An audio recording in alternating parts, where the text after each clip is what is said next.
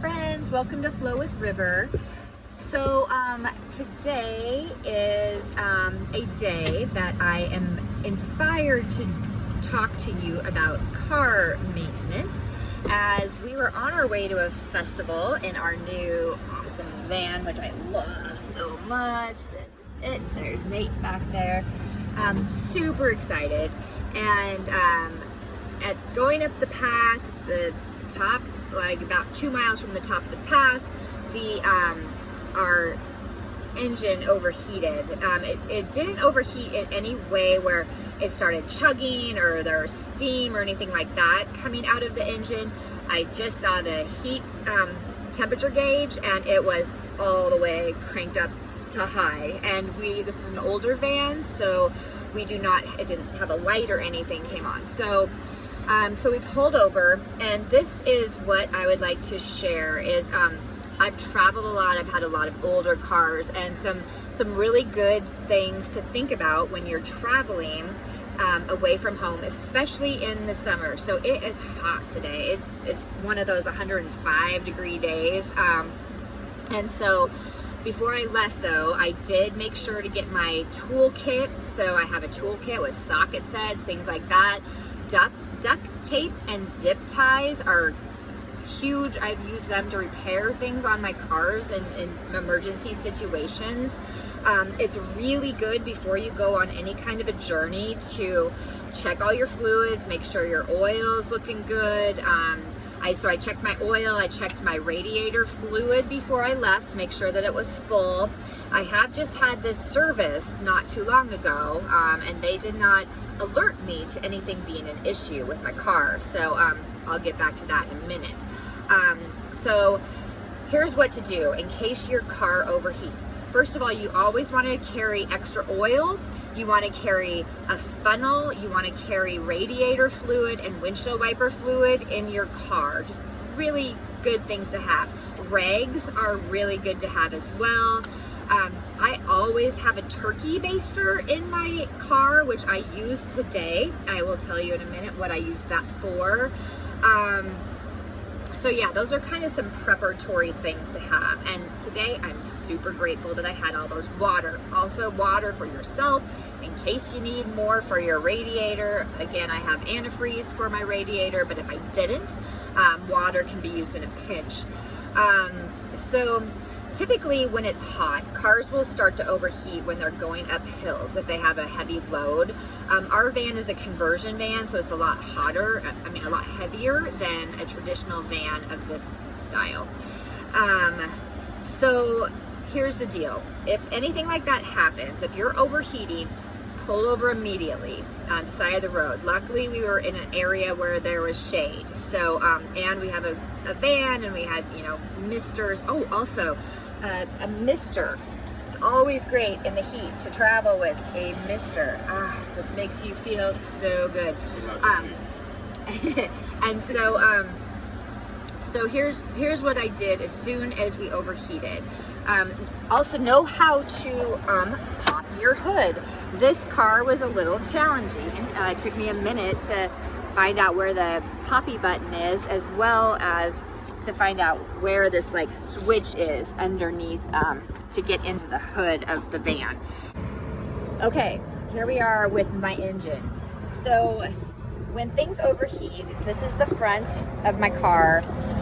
Typically the radiator is always in the front of your car. So this is the gauge to open where the radiator fluid is. The radiator has all these coils. It's filled with antifreeze. What this does is it runs, the air will come through your vents. It'll go through there and it cools it down. So it keeps your engine cool so it doesn't overheat and you blow head gaskets and things like that. There's also connected to it, you'll see it comes from here over to the reservoir. So this is a backup. Now, when I first pulled over, you need to, as it says, do not open hot. If you were just to open this, first of all, you'd burn your hand because it's hot. We've been parked here for a while and it's still pretty warm. So it has this is the release valve. So when we first pulled over, this pressure had built up from all the heat, and it had overflowed this reservoir where this was boiling. So there was liquid in here that you could see like actively boiling. So the first thing I did was I just popped this off to give it some air to cool this part down. And then we chilled. We hung out for about a half hour, turned on the car just to see where the heat gauge was, and it had cooled down. So at that point I came out here with a towel and I opened it slow, because if it does still have pressure in there, you don't want it to, spurt hot liquid all over yourself. Plus, radiator fluid, if you're not familiar, is really sweet. So if animals eat it, like dogs and cats and things like that are really drawn to it because it's yum tasting, but it will kill them. So you want to be mindful with, you don't want radiator fluid flying around. I was able to take this off after it cooled, and here's what happened with my car in this situation, is that we have just bought this. I took it in for a vehicle inspection twice. I will not mention the name, well, maybe I will. We took it to Firestone, hired somebody down in Oregon to do it at first, and then when I brought it back home, we inspected it again. So the thing is, they checked all of everything, but when it comes to my reservoir, I don't know if you can see down there, but it is black and nasty. I mean, just look at this tube here. I mean, this is supposed to be bright, shiny green. And so, I'm gonna flip now. So there's a couple things that could have occurred, but I'll talk about that in just a minute. So after I was able to remove the little thing, what I did was I took my turkey baster. So a turkey baster, usually you suck up like gravy and put it on your turkey. It's a way to transfer liquid from one place to another.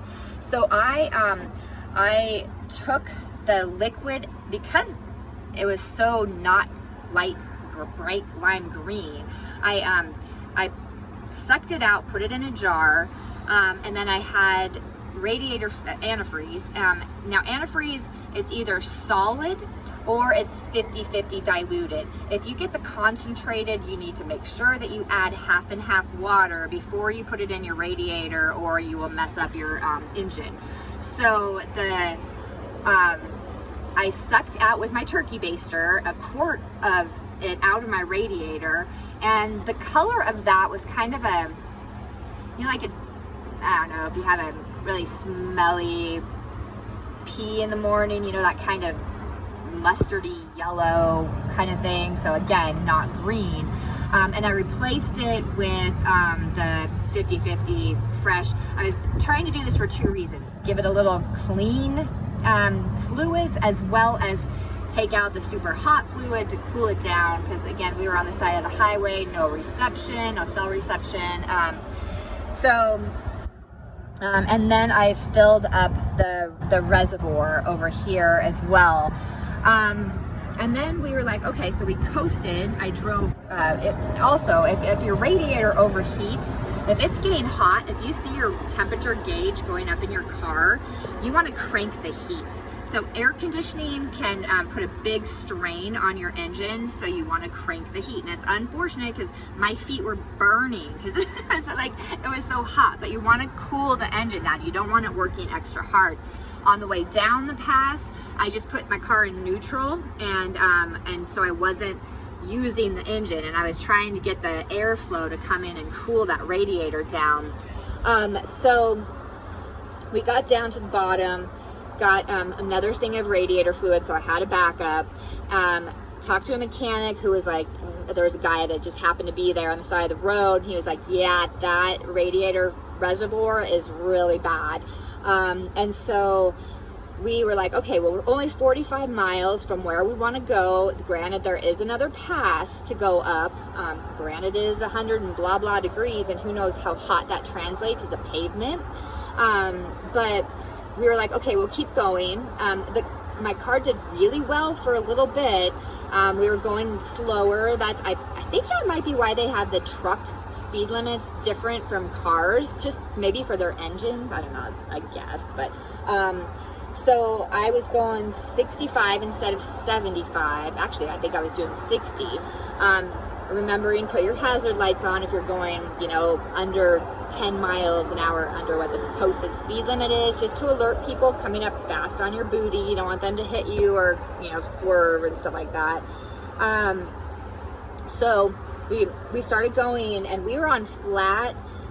Now, we weren't going up hills and stuff like that. We went about 20 miles, and my thermometer just kept going up and up and up and up and up. And finally we pulled over here in the lovely town of Kellogg, Idaho, and found a real nice man at the gas station who let us hang out inside in the air conditioning.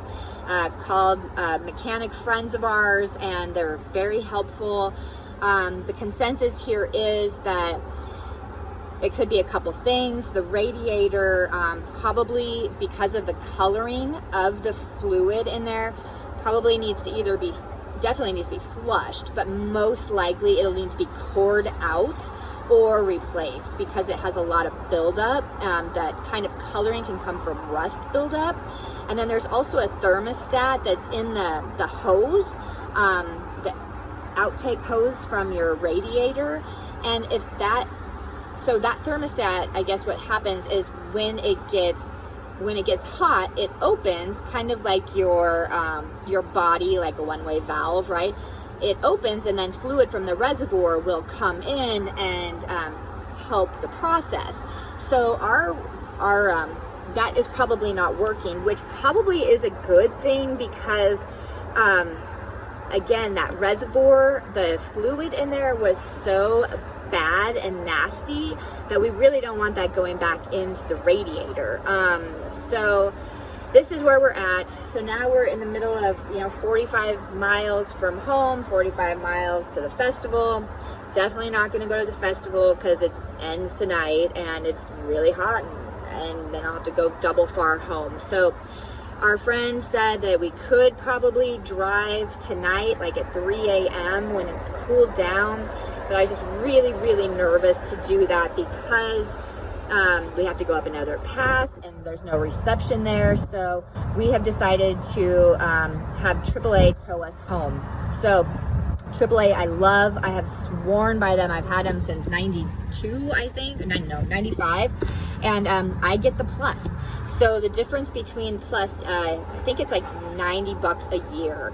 And so AAA is great because they can help you with if you lock your keys in the car, or if you run out of gas, or if you have a flat tire, or if you have a dead battery. Like, they can help with all of those things, and they can help tow you. If you don't have plus, I think it's just like a pretty like a short distance. They'll tow you to like the nearest mechanic. Saturday, no mechanics are going to be open in Kellogg until Monday.